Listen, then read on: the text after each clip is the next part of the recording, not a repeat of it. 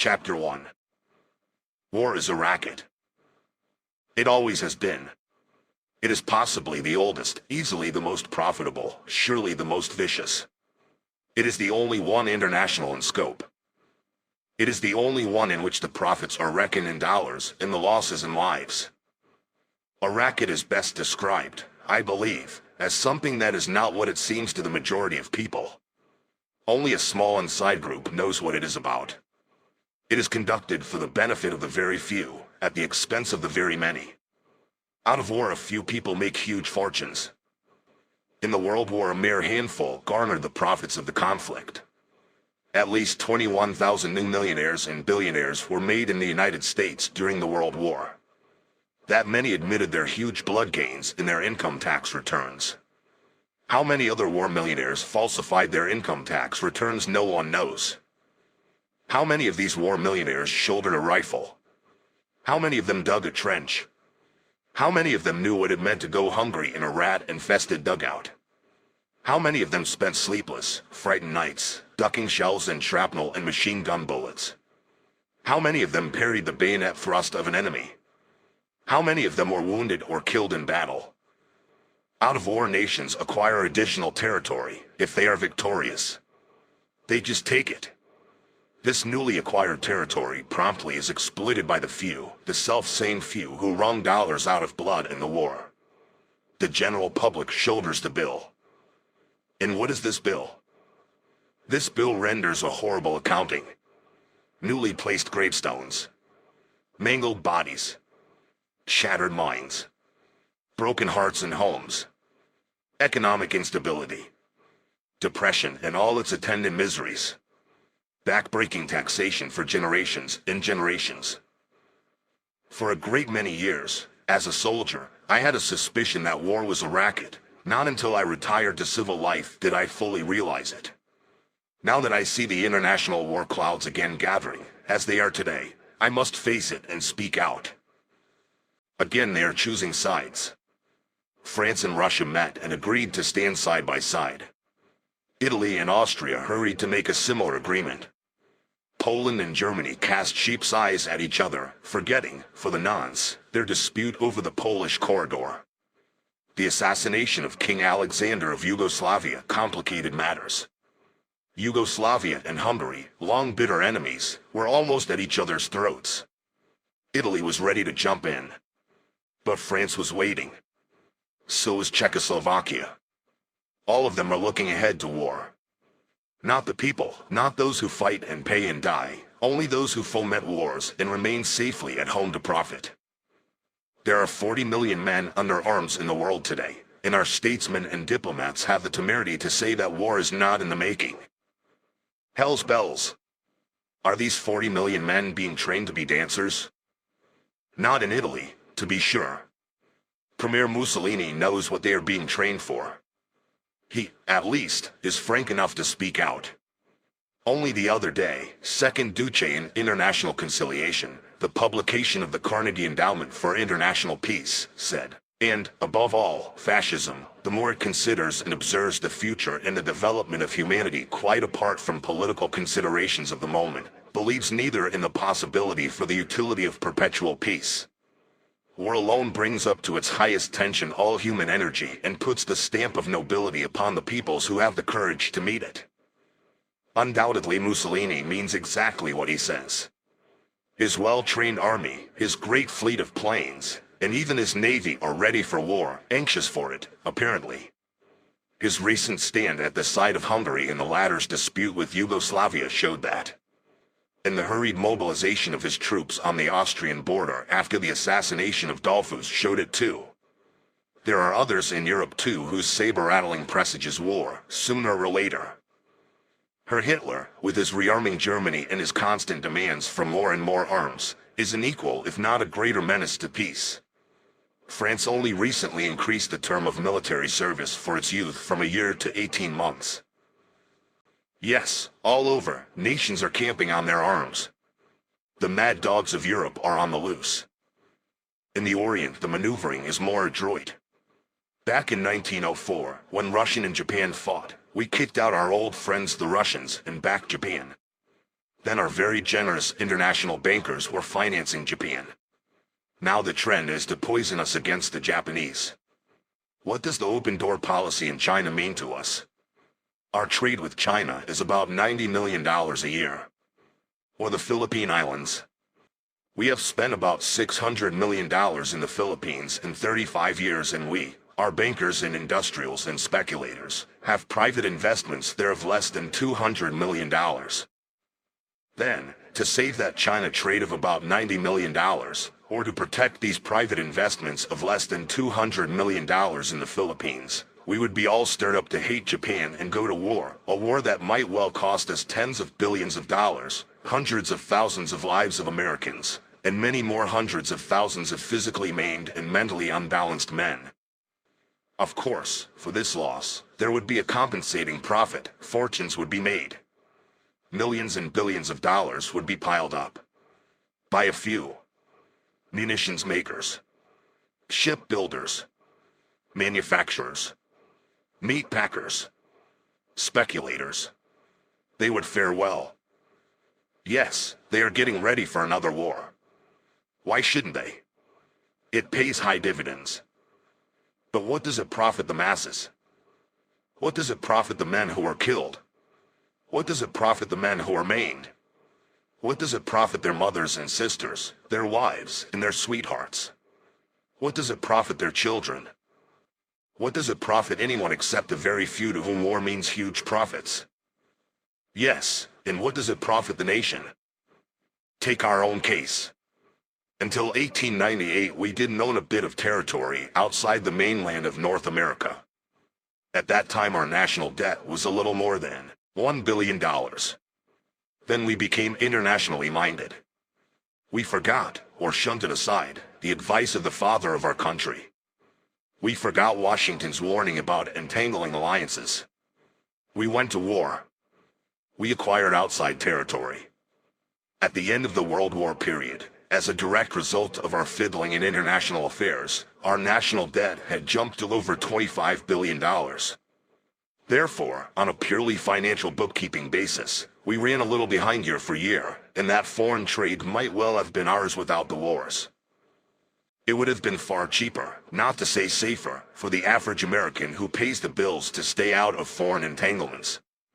For a very few this racket, like bootlegging and other underworld rackets, brings fancy profits, but the cost of operations is always transferred to the people who do not profit.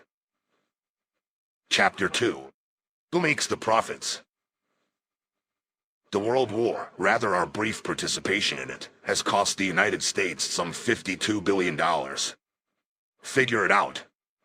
That means $400 to every American, man, woman, and child. And we haven't paid the debt yet. We are paying it, our children will pay it, and our children's children probably still will be paying the cost of that war. The normal profits of a business concern in the United States are 6, 8, 10, and sometimes even 12%. But wartime profits, that is another matter, 20, 60, 100, 300, and even 1800%. The sky is the limit. All that the traffic will bear. Uncle Sam has the money. Let's get it. Of course, it isn't put that crudely in wartime. It is dressed into speeches about patriotism, love of country, and we must all put our shoulder to the wheel, but the profits jump and leap and skyrocket, and are safely pocketed. Let's just take a few examples. Take our friend the DuPonts, the powder people. Didn't one of them testify before a Senate committee recently that their powder won the war? Or something? How did they do in the war? They were a patriotic corporation. Well, the average earnings of the DuPonts for the period 1910 to 1914 was $6 million a year.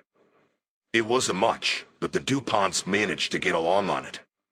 Now let's look at their average yearly profit during the war years, 1914 to 1918. $58 million a year profit, we find. Nearly 10 times that of normal times, and the profits of normal times were pretty good. An increase in profits of more than 950%. Take one of our little steel companies that so patriotically shunted aside the making of rails and girders and bridges to manufacture war materials. Well, their 1910 to 1914 yearly earnings averaged $6 million. Then came the war. And, like loyal citizens, Bethlehem Steel promptly turned to munitions making.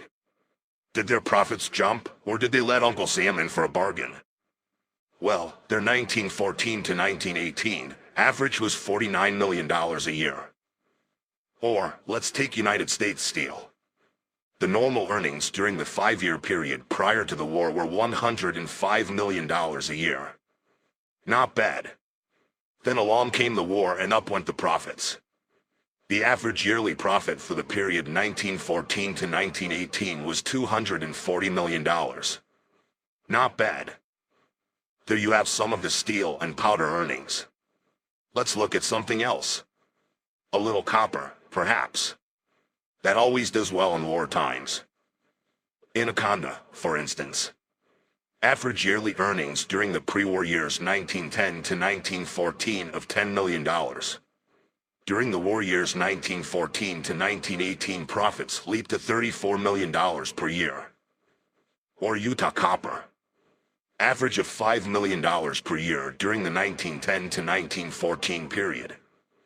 Jumped to average of $21 million yearly profits for the war period. Let's group these 5 with 3 smaller companies. The total yearly average profits of the pre-war period 1910 to 1914 were $137 for 80,000. Then along came the war. The yearly average profits for this group skyrocketed to $408,300,000. A little increase in profits of approximately 200%. Does war pay? It paid them. But they aren't the only ones. There are still others.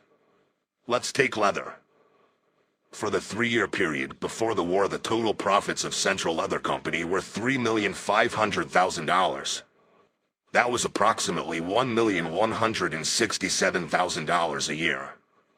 Well, in 1916, Central Leather returned a profit of $15,500,000, a small increase of 1,100%. That's all. The General Chemical Company averaged a profit for the 3 years before the war of a little over $800,000 a year. Then came the war, and the profits jumped to $12 million. A leap of 1,400%. International Nickel Company, and you can't have a war without nickel, showed an increase in profits from a mere average of $4 million a year to $73,500,000 yearly. Not bad? An increase of more than 1,700%. American Sugar Refining Company averaged $200,000 a year for the 3 years before the war. In 1916, a profit of $6 million was recorded. Listen to Senate document number 259. The 65th Congress, reporting on corporate earnings and government revenues. Considering the profits of 122 meat packers, 153 cotton manufacturers, 299 garment makers, 49 steel plants, and 340 coal producers during the war. Profits under 25% were exceptional. For instance, the coal companies made between 100% and 7,856% on their capital stock during the war.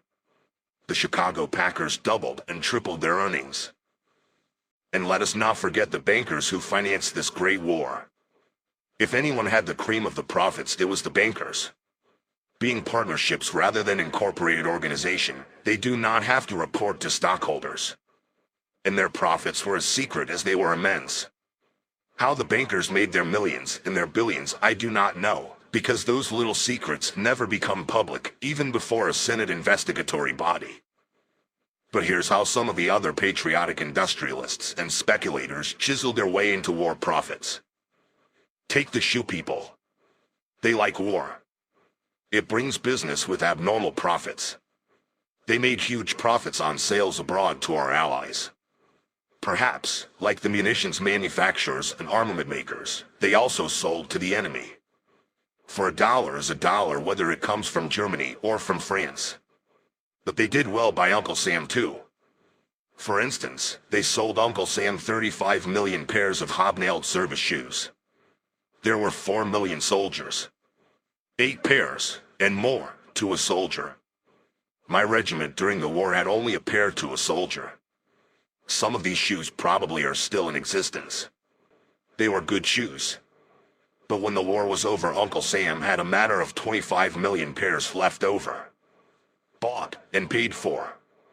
Profits recorded and pocketed. There was still lots of leather left. So the leather people sold your Uncle Sam hundreds of thousands of McClellan saddles for the cavalry. But there wasn't any American cavalry overseas. Somebody had to get rid of this leather, however. Somebody had to make a profit on it, so we had a lot of those McClellan saddles. And we probably have those yet. Also, somebody had a lot of mosquito netting. They sold your Uncle Sam 20 million mosquito nets for the use of the soldiers overseas. I suppose the boys were expected to put it over them as they tried to sleep in the muddy trenches, one hand scratching cooties on their backs and the other making passes at scurrying rats. Well, not one of these mosquito nets ever got to France. Anyhow, these thoughtful manufacturers wanted to make sure that no soldier would be without his mosquito net, so 40 million additional yards of mosquito netting were sold to Uncle Sam. There were pretty good profits in mosquito netting in war days, even if there were no mosquitoes in France. I suppose, if the war had lasted just a little longer, the enterprising mosquito netting manufacturers would have sold your Uncle Sam a couple of consignments of mosquitoes to plant in France so that more mosquito netting would be in order. Airplane and engine manufacturers felt they, too, should get their just profits out of this war. Why not? Everybody else was getting theirs. So $1 billion, count them if you live long enough, was spent by Uncle Sam in building airplanes and airplane engines that never left the ground. Not one plane, or motor, out of the $1 billion worth ordered, ever got into a battle in France. Just the same, the manufacturers made their little profit of 30, 100, or perhaps 300%. Undershirts for soldiers cost 14 cents to make, and Uncle Sam paid 30 cents to 40 cents each for them. A nice little profit for the undershirt manufacturer. And the stocking manufacturers, and the uniform manufacturers, and the cap manufacturers, and the steel helmet manufacturers, all got theirs. Why, when the war was over, some 4 million sets of equipment, knapsacks, and the things that go to fill them, crammed warehouses on this side. Now they are being scrapped because the regulations have changed the contents. But the manufacturers collected their wartime profits on them, and they will do it all over again the next time. There were lots of brilliant ideas for profit-making during the war. One very versatile patriot sold Uncle Sam 12 dozen 48-inch wrenches. Oh, they were very nice wrenches. The only trouble was that there was only one nut ever made that was large enough for these wrenches. That is the one that holds the turbines at Niagara Falls. Well, after Uncle Sam had bought them and the manufacturer had pocketed the profit, the wrenches were put on freight cars and shunted all around the United States in an effort to find a use for them. When the armistice was signed, it was indeed a sad blow to the wrench manufacturer. He was just about to make some nuts to fit the wrenches. Then he planned to sell these, too, to your Uncle Sam. Still another had the brilliant idea that colonels shouldn't ride in automobiles, nor should they even ride horseback. One had probably seen a picture of Andy Jackson riding on a buckboard. Well, some 6,000 buckboards were sold to Uncle Sam for the use of colonels. Not one of them was used. But the buckboard manufacturer got his war profit. The shipbuilders felt they should come in on some of it, too. They built a lot of ships that made a lot of profit. More than $3 billion worth. Some of the ships were all right. But $635 million worth of them were made of wood and wouldn't float. The seams opened up, and they sank. We paid for them, though. And somebody pocketed the profits. It has been estimated by statisticians and economists and researchers that the war cost your Uncle Sam $52 billion. Of this sum, $39 billion was expended in the actual war period. This expenditure yielded $16 billion in profits. That is how the 21,000 billionaires and millionaires got that way. This $16 billion profits is not to be sneezed at. It is quite a tidy sum. And it went to a very few. The Senate, Committee probe of the munitions industry and its wartime profits, despite its sensational disclosures, hardly has scratched the surface. Even so, it has had some effect. The State Department has been studying for some time methods of keeping out of war. The War Department suddenly decides it has a wonderful plan to spring. The administration names a committee, with the War and Navy departments ably represented under the chairmanship of a Wall Street speculator, to limit profits in wartime. To what extent isn't suggested? Possibly the profits of 300 and 600 and 1,600% of those who turned blood into gold in the World War would be limited to some smaller figure. Apparently, however, the plan does not call for any limitation of losses, that is, the losses of those who fight the war. As far as I have been able to ascertain, there is nothing in the scheme to limit a soldier to the loss of but one eye, or one arm, or to limit his wounds to 1 or 2 or 3. Or to limit the loss of life. There is nothing in this scheme, apparently, that says not more than 12% of a regiment shall be wounded in battle, or that not more than 7% in a division should be killed. Of course, the committee cannot be bothered with such trifling matters. Chapter 3. Who pays the bills? Who provides the profits, these nice little profits of 20, 100, 300, 1,500, and 1,800%? We all pay them, in taxation. We paid the bankers their profits when we bought Liberty bonds at $100 and sold them back at $84 or $86 to the banker. These bankers collected $100 plus. It was a simple manipulation. The bankers control the security marts. It was easy for them to depress the price of these bonds. Then all of us, the people, got frightened and sold the bonds at $84 or $86.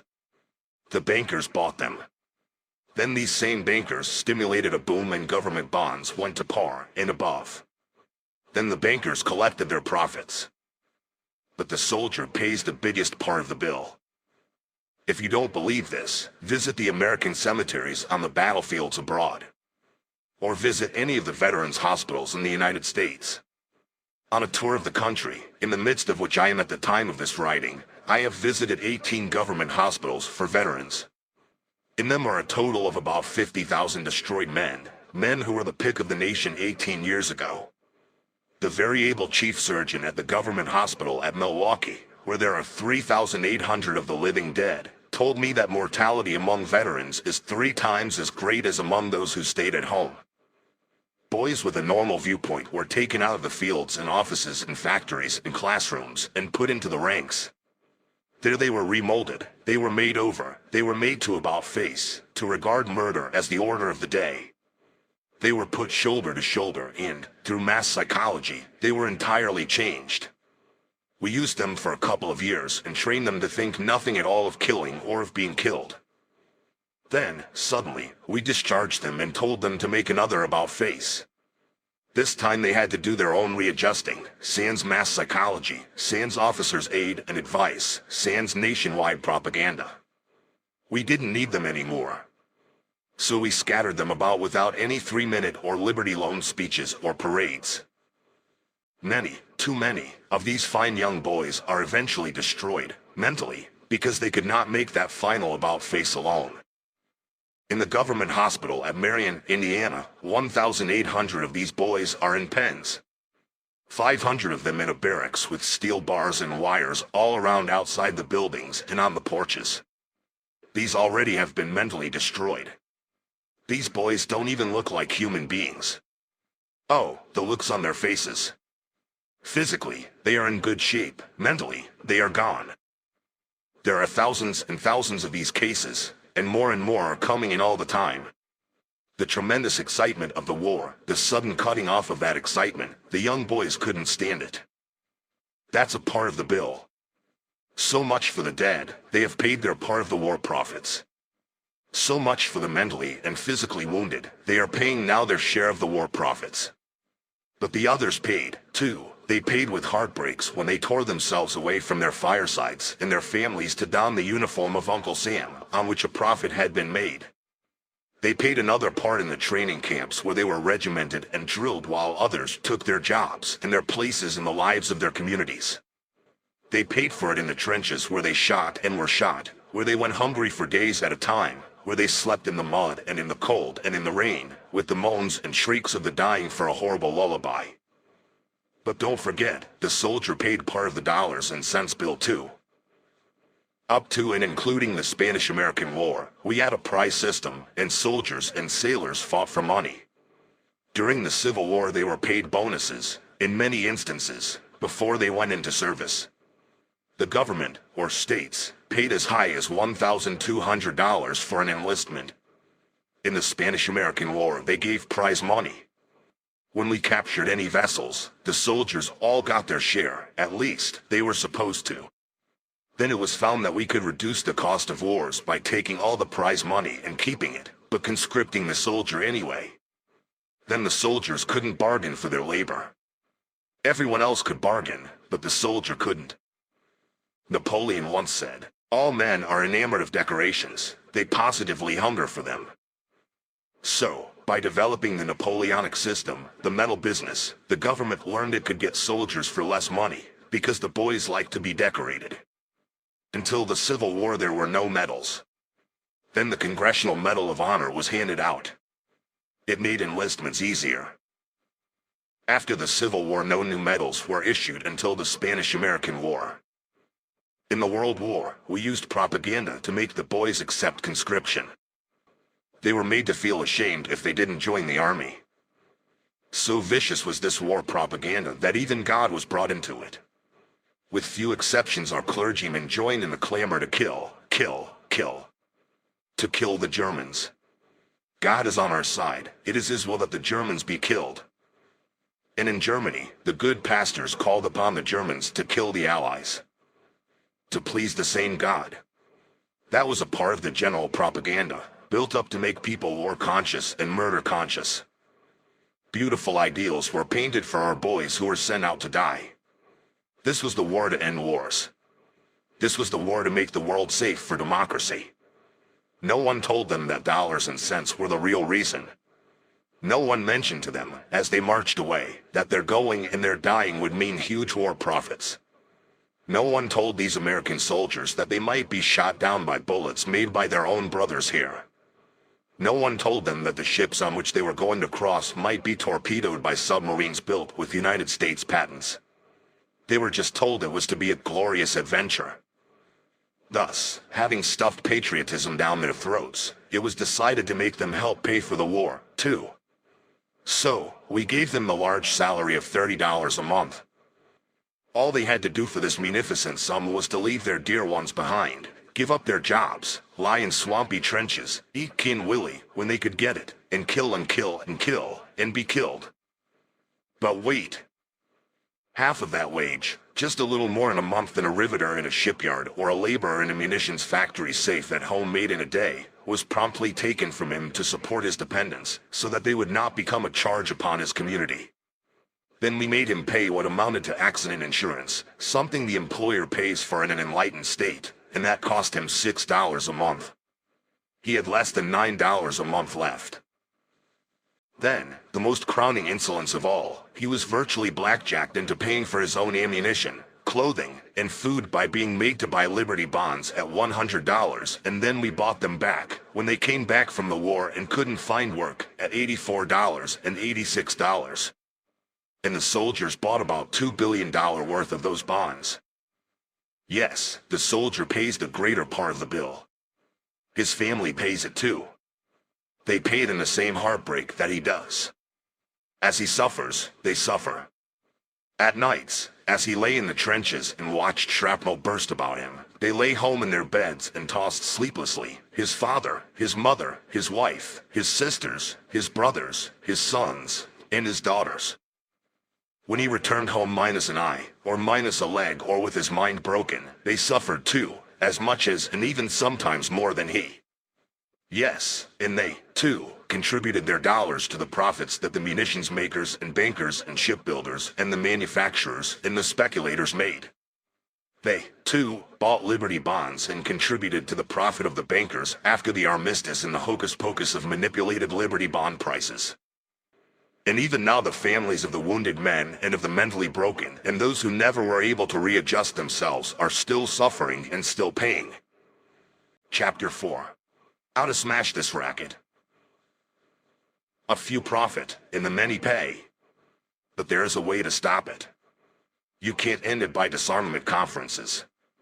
You can't eliminate it by peace parleys at Geneva. Well-meaning but impractical groups can't wipe it out by resolutions. It can be smashed effectively only by taking the profit out of war.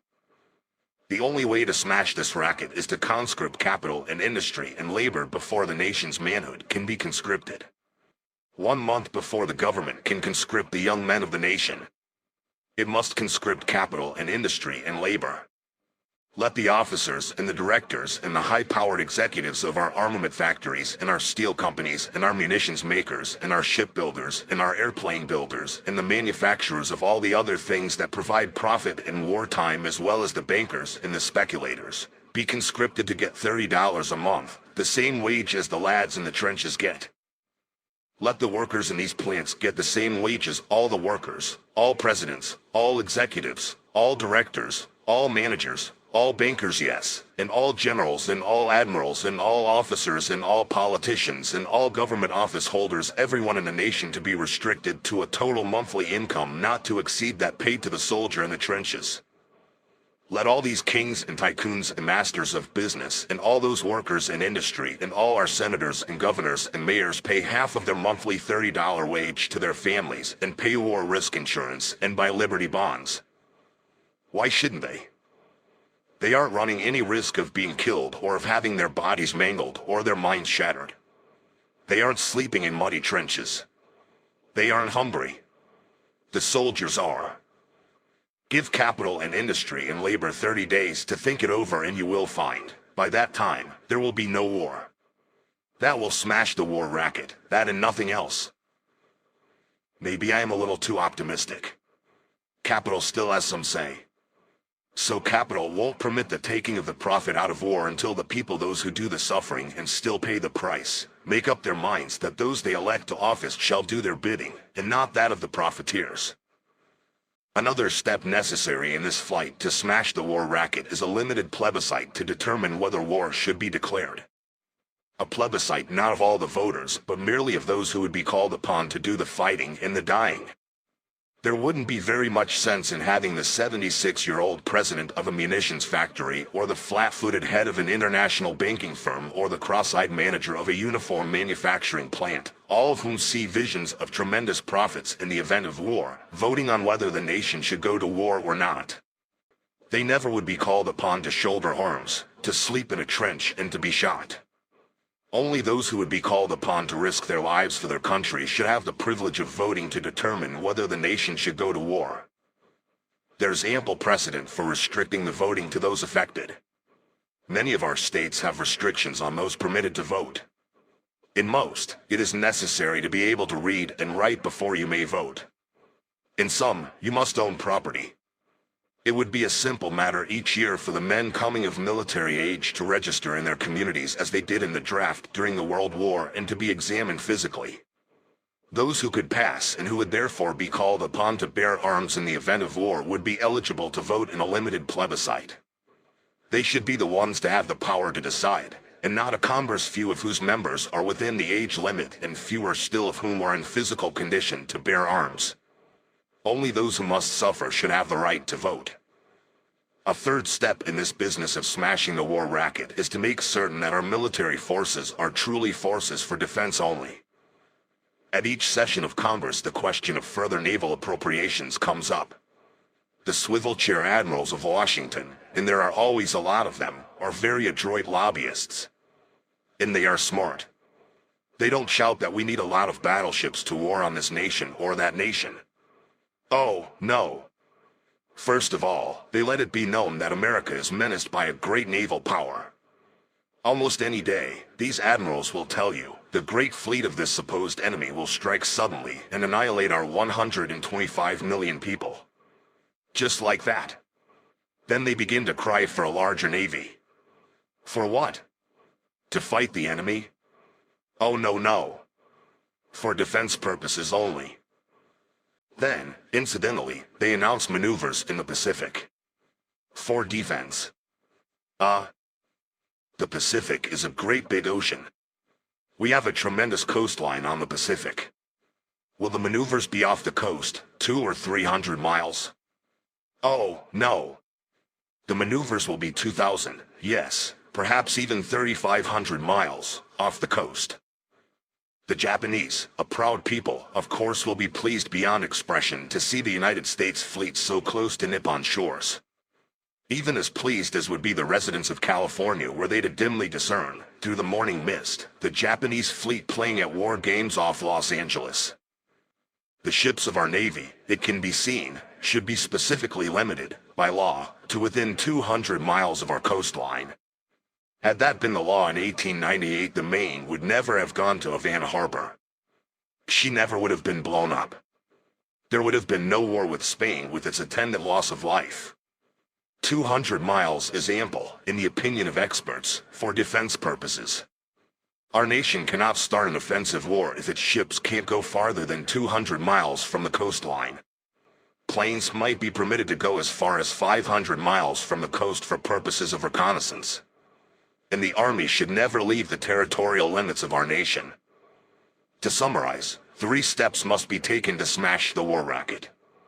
We must take the profit out of war. We must permit the youth of the land who would bear arms to decide whether or not there should be war. We must limit our military forces to home defense purposes. Chapter 5. To hell with war. I am not such a fool as to believe that war is a thing of the past. I know that people do not want war, but there is no use in saying we cannot be pushed into another war. Looking back, Woodrow Wilson was re-elected president in 1916 on a platform that he had kept us out of war and on the implied promise that he would keep us out of war. Yet, 5 months later he asked Congress to declare war on Germany. In that 5-month interval the people had not been asked whether they had changed their minds. The 4 million young men who put on uniforms and marched or sailed away were not asked whether they wanted to go forth to suffer and to die. Then what caused our government to change its mind so suddenly? Money. An Allied commission, it may be recalled, came over shortly before the war declaration and called on the president. The president summoned a group of advisors. The head of the commission spoke. Stripped of its diplomatic language, this is what he told the president and his group: there is no use kidding ourselves any longer.